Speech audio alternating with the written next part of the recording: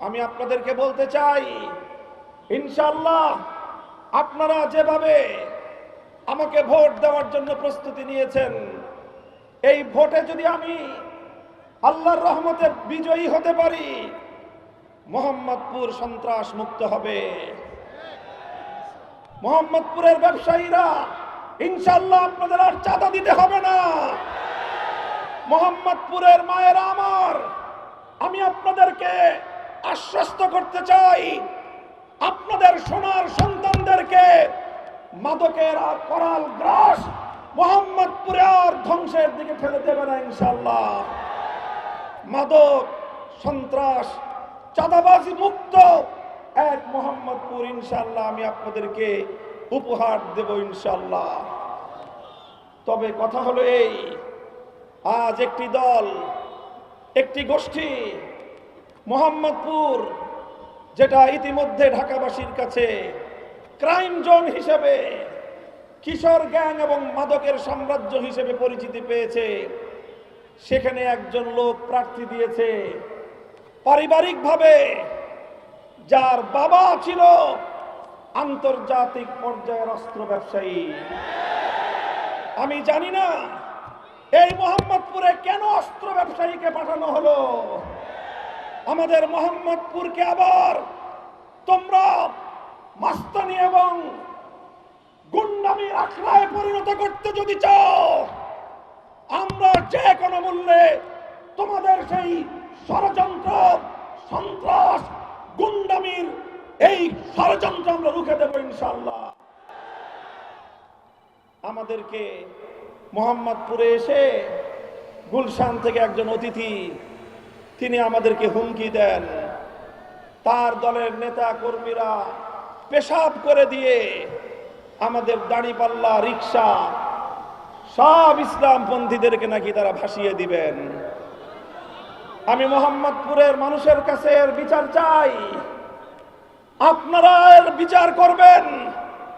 একজন মানুষ, এদেশের মানুষ জানে দাড়িপাল্লা এটা দীর্ঘদিন ধরে বাংলাদেশ জামাতে ইসলামী ইসলামের নামে রাজনীতি করেন, ইসলাম প্রতিষ্ঠার আন্দোলন করে, সেই প্রতীক এবং রিক্সা মার্কা মেহনতি মানুষের, লাখো মানুষের রুটি রোজগারের ব্যবস্থা হয় যেই রিক্সায়। আল্লামা শাইখুল হাদিস রহমতুল্লাহ আলাইহির প্রতীক, যেই শাইখুল হাদিসকে দেখলে বেগম খালেদা জিয়া কোনোদিন তার আসনে বসে থাকতেন না, শ্রদ্ধা করে দাঁড়িয়ে যেতেন। আজ সেই অস্ত্র ব্যবসায়ীর ছেলে এসে মোহাম্মদপুরে হুমকি দেয় যে তারা পেশাব করে শাইখুল হাদিসের রিক্সা সহ সব ভাসিয়ে দিবেন। আমি জানতে চাই এই আস্পর্ধা সে কোথায় পেল? তার নির্বাচনী প্রচারণায় কোথাও বাংলাদেশ জাতীয়তাবাদী দল বিএনপির নামটুকু পর্যন্ত রাখে নাই সে।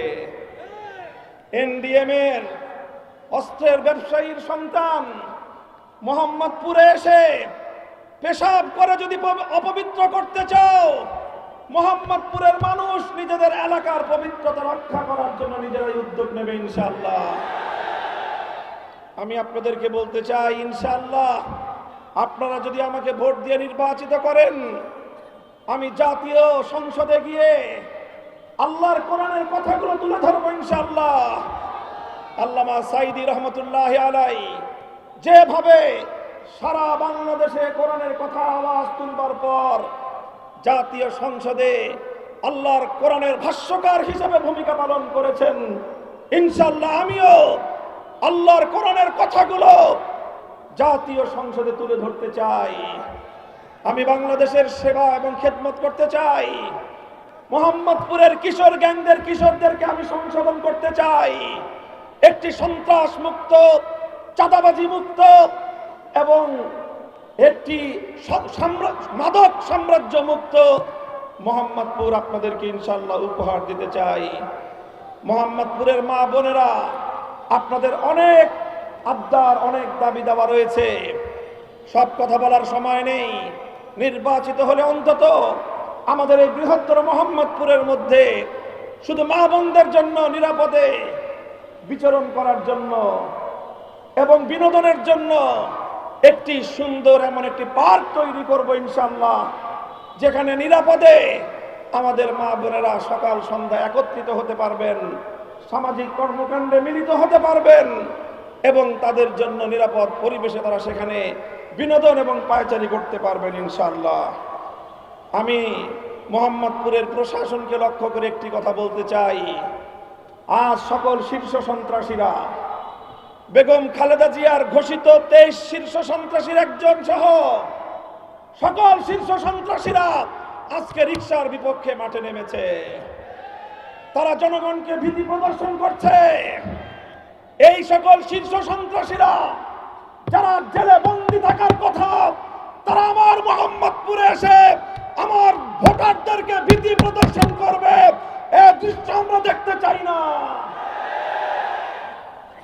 আপনারা নির্বাচন কমিশনের পক্ষ থেকে যেই কথা বলা হলো, সকলেই বলেছেন 400 মিটারের মধ্যে ক্যামেরা নিয়ে যাওয়া যাবে না।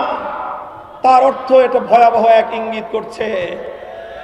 আমি নাহিদ ইসলামের সাথে সুর মিলিয়ে বলতে চাই, আমরা অনেক সংগ্রাম করেছি, 15 বছর লড়াই করতে করতে আমরা ক্লান্ত।